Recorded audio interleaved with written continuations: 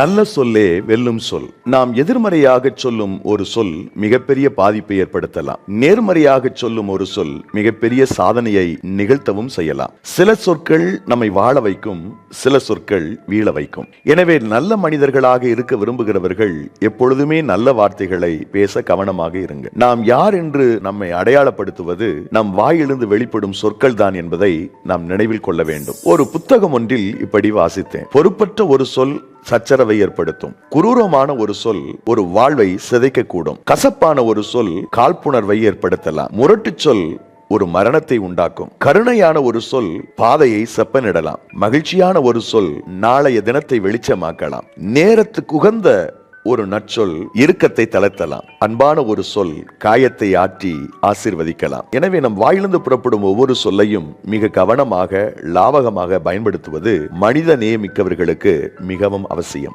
நெல்லை கொட்டினால் அள்ளிவிட முடியும், சொல்லை கொட்டினால் அல்ல முடியாது என்ற பழமொழி தமிழக கிராமங்களில் பிரபலம். ஒரு வார்த்தை வெல்லும், ஒரு வார்த்தை கொல்லும் என்று கூறுவார்கள். அல்லவை தேய அறம்பெருகும் நல்லவை நாடி இனிய சொலின் என்ற வள்ளுவனின் வார்த்தைக்கான பொருள், நன்மையானவைகளை விரும்பி இனிய சொற்களை சொல்லி வரும் வழக்கம் இருந்தால் அதனால் பாவங்கள் குறைந்து அறம் நீதியான வாழ்க்கை பெருகும் என்பதே.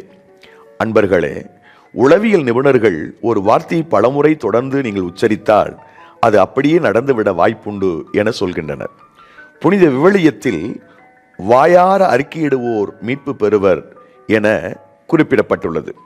அதே போல மிகப்பெரிய ஞானியான அரசன் சாலமோனின் பழமொழி ஆகமத்தில் வாழ்வதும் நாவாளே சாவதும் நாவாளே, வாயாடுவோர் பேச்சின் பயனை துய்ப்பர் என குறிப்பிடுகிறார்.